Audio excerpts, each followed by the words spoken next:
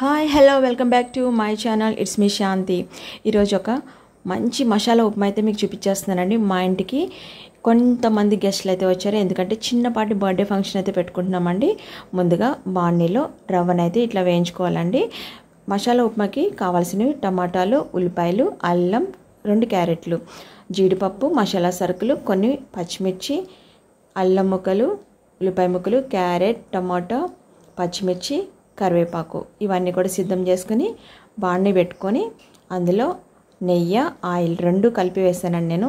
ముందుగా మనం రెడీ చేసుకున్న పచ్చెనపప్పు, ఆవాలు, జీలకర్ర, ఈ పోప్స్ అన్నీ కూడా అందులో వేసేసుకుని వేగిన తర్వాత నేను ముందుగా కట్ చేసి పెట్టుకున్న ఇవన్నీ ముక్కలు కూడా ఇందులో వేసేసేయండి.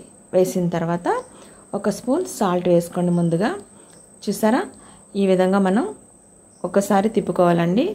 ఒకసారి మూత పెట్టుకున్న తర్వాత తీసి ఆచి చికెన్ మసాలా ప్యాకెట్ అయితే ఒకటి వేసుకున్నానండి నేను. తర్వాత 1 టీ స్పూన్ పసుపు వేసుకున్నానండి. ఒక గిన్నెతో నేను రవ్వ తీసుకున్నాను. అదే కొలత ప్రకారంగా నేను 3 గిన్నెలు వాటర్, 1 గిన్నె రవ్వ వేసుకున్నానండి.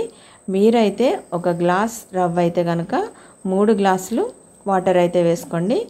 అయితే టేస్ట్ చూడండి. ముందు ఇదిగో చూపిస్తున్నట్టుగా 1 గిన్నె రవ్వకి 3 గిన్నెలు వాటర్ అయితే వేసుకోండి. ఓకేనండి. ఇప్పుడు చూసారు కదా, ఈ విధంగా దగ్గర పడాలండి. వాటర్ ఒకసారి మనం తిప్పుకుంటూ ఉండాలి. టేస్ట్ అయితే కరెక్ట్గా ఉండాలండి. టేస్ట్ కరెక్ట్గా ఉంటేనే మరింత అద్భుతంగా తయారైపోతుంది ఈ ఉప్మా. నాకు హెల్ప్ చేస్తున్నారు. మా అన్న అయితే రాజమండ్రి నుంచి వచ్చారు. ఆ అన్న నాకు హెల్ప్ చేస్తున్నారు, ఎందుకంటే నేను కెమెరా పట్టుకోవాలి కాబట్టి మా అన్న నాకు హెల్ప్ చేస్తున్నారు. ఓకేనండి. ఫైనల్గా నెయ్యి అయితే వేసేసుకున్నానండి. ఇది వేసిన తర్వాత మరింత టేస్ట్ అయితే పెరిగిపోయిందండి. ప్లీజ్ అండి, లైక్, షేర్, సబ్స్క్రైబ్ చేసుకోండి. ఉప్మా అయితే మామూలుగా లేదండి, టేస్ట్ అయితే అదిరిపోయిందండి. మీరు కూడా ఒకసారి ఇంట్లో ట్రై చేసి చూడండి. సూపర్గా అయితే ఉందండి.